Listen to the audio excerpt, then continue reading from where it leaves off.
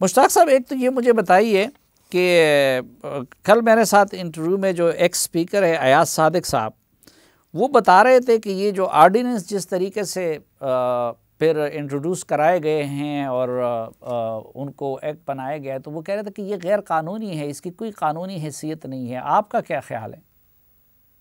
بسم اللہ الرحمن الرحیم. بہت شکریہ سلیم بھائی. بالکل آپ کی بات ٹھیک ہے، انہوں نے ٹھیک کہا ہے کہ یہ غیر قانونی ہے.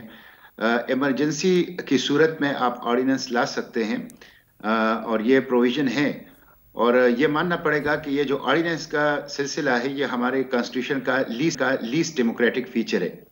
اور میں آپ کو یہ بتاؤں کہ جو برٹش سسٹم ہم نے انہیریٹ کیا ہے وہاں بھی یہ نہیں ہے، اور یہ صرف ایمرجنسی کے لیے ہے، لیکن انہوں نے ان کو معمول بنا لیا ہے.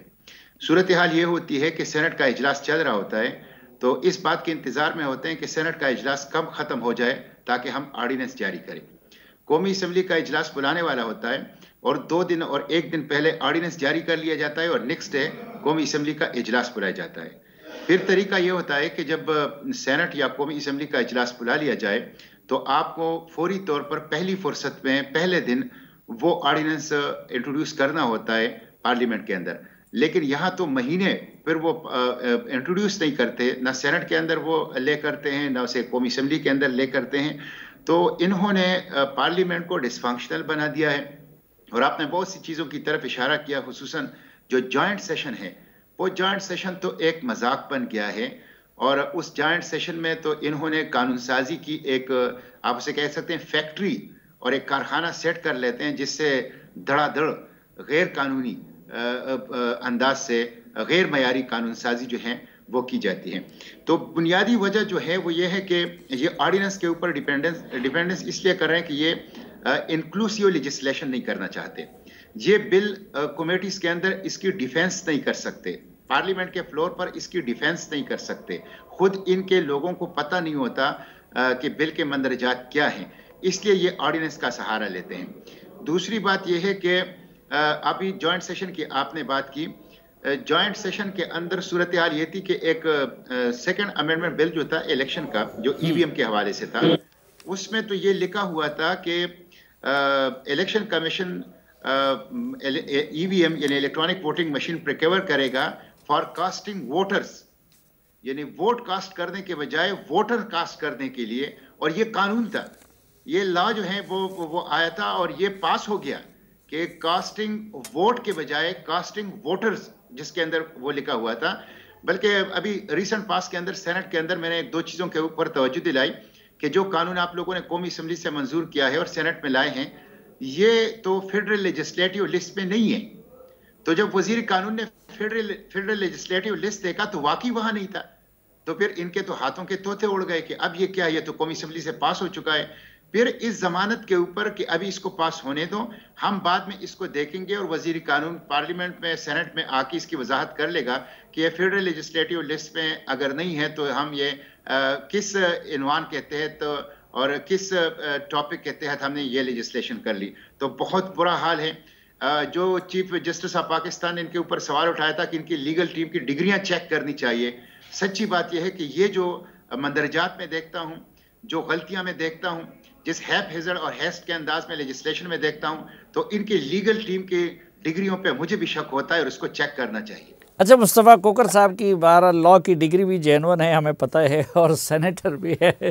تو یہ بتائیے، بڑی مہربانی آپ کی، آپ نے مان لیا کہ جینون ہے. ہاں نہیں، یہ بھی آپ کہہ سکتے تھے کہ نہیں ہے، اور پھر میں وضاحتیں دیتا رہتا. نہیں بہرحال ڈگری آپ کی جینون ہے، یہ ہمیں پتہ ہے، بڑی محنت سے حاصل کی تھی. پارٹی جینون اپوزیشن میں یا نہیں وہ الگ سوال ہے. لیکن یہ کہ آپ کی کیا رائے ہے، یہ جو قانون سازی ہوئی ہے خصوصاً، اور یہ آرڈیننس کو جس طریقے سے پیش کیا گیا ہے، تو ایاز صادق صاحب جو کہہ رہے ہیں کہ بھائی لیگلی یہ غلط ہوا ہے اور اس کو کورٹ میں چیلنج کیا جا سکتا ہے، تو آپ کی کیا رائے ہے؟ شکریہ صافی بھائی. ہم اگر دنیا میں دیکھیں تو ہمیں امریکہ، یورپ، وہاں پر ہمیں یہ نظر آتا ہے کہ وہاں کے جو پارلیمنٹیرینز ہیں وہ اپنی لیجسلیشن کے متعلق کتنے سینسٹیو ہیں، اس کے اوپر کس طریقے سے وہ پارٹیسپیشن کرتے ہیں، چاہے فلور آف دا ہاؤس پہ ہو، چاہے کمیٹیز کے اندر ہو.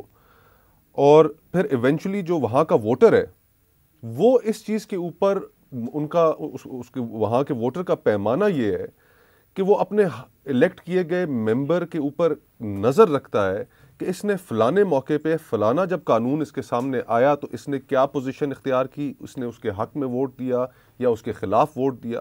تو وہاں پر جو ووٹرز ہیں ان کا بھی پیمانہ یہ ہے کہ وہ ایک پارلیمنٹیرین کے کردار کو اس کے ووٹنگ پیٹرن کے اوپر جج کرتے ہیں. یہاں تو وہ تانا کچہری نوکری اس میں اب ہمارے ہاں سیاست جو ہے انفارچونیٹلی وہ اس طرح کی نہیں ہے کہ جس میں اس طرح سے جج کیا جائے پولیٹیشنز کو اور لیجسلیٹرز کو. ہمارے ہاں جو سیاست ہے اس میں جو کام سرے سے ایم این ایز کا الیکٹڈ بلدیاتی نمائندوں کا کام ہے ہی نہیں، ہم وہ کام کرتے ہیں. اور وہ بھی ایک جنرل ضیاء الحق نے ادھر وہ لیا تھا، وہ تھانہ کچہری، سڑکیں بنوانا، گلیاں بنوانا، کسی کا نلکا ٹوٹا ہوا ہے کسی کو نوکری دلانا. اچھا ذرا مجھے بریفلی اس کی جو یہ جو لیجسلیشن ہوئی ہے اس کی لیگل پوزیشن پہ جو ایاز صادق نے سوال اٹھایا ہے. دیکھیں اس کے اوپر سینیٹر صاحب نے، مشتاق بھائی نے بڑا اچھا اس کا آپ کو اوور ویو ایک دیا ہے. جو جوائنٹ سیشن کے اندر جو لیجسلیشنز جو پاس ہوئی ہیں اس کے اندر کچھ تو انتہائی اہم لیجسلیشنز تھیں، جس طرح کلبھوشن کے حوالے سے اس کو ایک اپیل کی جو اپرچونٹی دی گئی ہے وہ ایک نہایت اہم لیجسلیشن تھی. اس کے اوپر ہمارا کلیکٹیولی اپوزیشن کا، اور جب ہمارے سامنے لا کمیٹی میں بھی یہ معاملہ آیا تو ہم نے یہی وہاں پر بھی دلیل رکھی کہ ہم ایک ایجنٹ کو، غیر ملکی ایجنٹ کو، جس کو ہم تسلیم کرتے ہیں کہ یہ غیر ملکی ایجنٹ ہے، جس کے بارے میں کوئی کنفیوژن نہیں ہے، انڈیا بھی اس کو تسلیم کرتا ہے کہ ہاں یہ ہمارا آپریٹو تھا، اس کو ہم نے اپیل کا حق دیا ہے ملٹری کورٹ سے سزا کے بعد. اور یہ حق جو ہے پاکستانی شہریوں کو، اگر انہیں ملٹری کورٹ سے سزا ہو تو ان کے پاس اپیل کا حق موجود نہیں ہے. اس کے لیے ہم نے ایک اسپیشل قانون سازی کی ہے.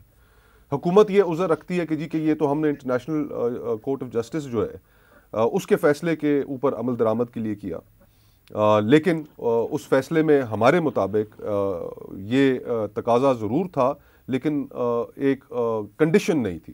بہرحال یہ انٹرپریٹیشن کا معاملہ ہے.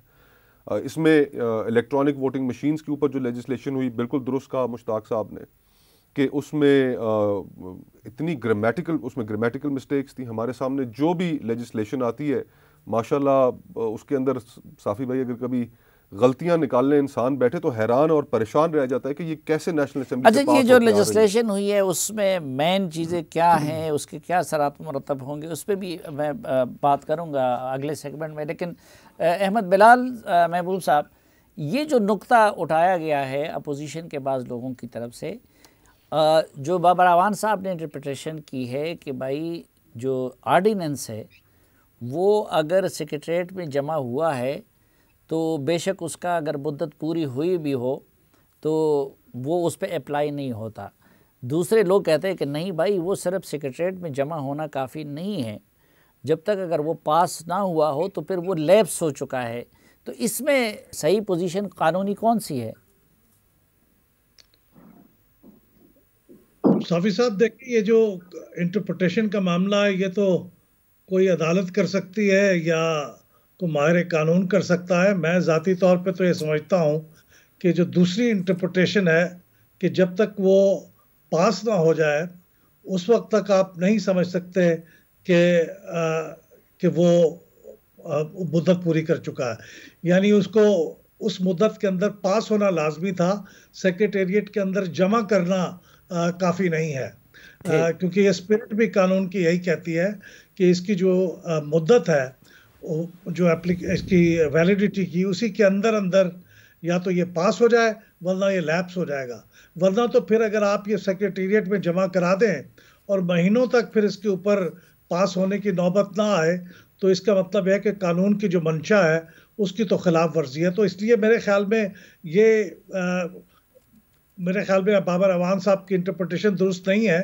اور اگر کوئی اس کو عدالت میں لے کے جائے تو غالباً عدالت ہی اس کا بہتر انٹرپریٹیشن کر سکتا ہے. لیکن وہ افسوسناک اس لیے ہوگا کہ یہ پارلیمانی قواعد کا معاملہ پارلیمنٹ کو خود ہی بہتر طریقے سے اور لیجسلیشن کے معاملے سے طے کرنا چاہیے.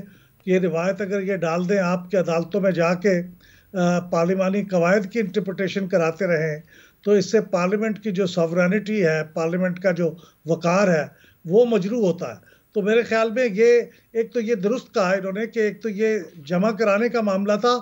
دوسرا جو بہت افسوسناک ایک ٹرینڈ دیکھنے میں آ رہا ہے صافی صاحب, وہ یہ ہے کہ جو آرڈیننس ہے جب یہ جاری ہو جاتا ہے تو اس کے بعد آپ کو لے کرنا ہوتا ہے. مشتاق صاحب نے بالکل ٹھیک فرمایا, مصطفیٰ صاحب نے بھی اس کے بارے میں کہا کہ وہ کافی دیر ہو جاتی ہے اور وہ لے ہی نہیں ہوتا, کیونکہ ان کو ڈر ہی ہوتا ہے کہ اگر خاص طور پہ سینٹ میں جہاں عددی اکثریت کم از کم تھیوریٹیکلی اپوزیشن کے پاس ہے, وہ اس کے خلاف اگر ایک قرارداد پاس کر دیں, ریزولوشن پاس کر دیں, تو وہ پھر آرڈیننس جو ہے وہ منسوخ ہو جاتا ہے.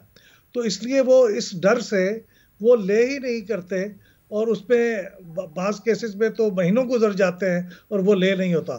تو یہ بہت افسوسناک کچھ ٹرینڈز ہیں جو ہمیں دیکھنے کو مل رہے ہیں پارلیمنٹ کے اندر, جس کے ذریعے سے پارلیمنٹ نہ صرف کمزور ہو رہی ہے بلکہ اس کا جو وقار ہے وہ بھی لوگوں کے نظروں میں مزید گر رہا ہے کہ یہ کس طرح کا ادارہ ہے جو اس طرح کے کام کر رہا ہے. جی مصطفیٰ صاحب, آپ کچھ ایڈ کرنا چاہتے ہیں؟ جی بس میں صرف اتنا ایڈ کرنا چاہتا تھا کہ ناظرین کی وضاحت کے لیے کہ بنیادی طور پہ پارلیمان کا مقصد قانون سازی ہے, اور آئین نے جو اسکیم وضع کی ہے اس میں آرڈیننس صرف اس صورت میں آ سکتا ہے کہ جس وقت ایکسیپشنل سرکمسٹانسز ہوں اور دونوں پارلیمان جو ہیں اپر ہاؤس اور لوور ہاؤس وہ اجلاس میں نہ ہوں. یعنی کہ کوئی خدا نخواستہ کوئی ایسی ایمرجنسی کی صورتحال بن جائے کہ جس میں فوراً کوئی قانون کی ہمیں ضرورت پڑ جائے, تو یہ صرف اس صورت میں آرڈیننس لے کے آیا جا سکتا ہے. آئین کی اسکیم یہ ہے, اور پھر اس کو مقررہ مدت کے بعد پارلیمنٹ سے اس کی تصدیق کرانی پڑتی ہے. اب ہمارے ہاں جو وتیرہ جس کا مشتاق صاحب نے اور احمد صاحب نے بڑا اچھا بیک گراؤنڈ اس کا دیا ہے, اب ہمارے ہاں وتیرہ یہ بن گیا ہے کہ کوئی بھی لیجسلیشن حکومت یہ سمجھتی ہے کہ ایک شارٹ کٹ ہمارے پاس موجود ہے, اس پروسیس کو, ان کلوزز کو ایبیوز کر رہی ہے, اور اس کو بائی پاس کرتے ہوئے پارلیمنٹ کو فورن آرڈیننسز کے ذریعے لیجسلیشن کر دی جاتی ہے.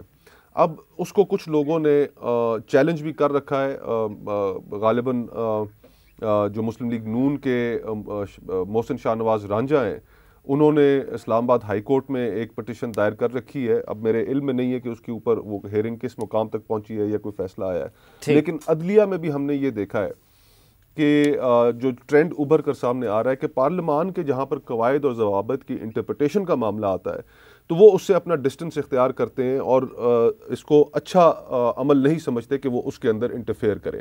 نہیں, یہ خصوصاً جسٹس اطہر مناڈا صاحب کی طرف سے یہ ہوتا ہے, لیکن پھر آپ کے دور میں ہم نے دیکھا ہے, مثلاً ہمیں یہ تسلیم کرنا پڑے گا کہ پیپلز پارٹی کے دور میں پارلیمنٹ نے بڑا فعال رول ادا کیا اور اچھی قانون سازی کی, لیکن وہاں پھر جوڈیشری نے آ کے اور خصوصاً افتخار چودھری صاحب نے آ کے جو ہے وہ پارلیمنٹ کے حدود میں اتنا مداخلت کی کہ وہ سب کچھ اپنے ہاتھ میں لے لیا. اللہ کا شکر ہے, میں تو آج باہر نکل کے کوئی خیرات بانٹوں گا. آپ کے منہ سے پیپلز پارٹی کی تعریف سنی ہے, بڑی مہربانی ہے آپ کی.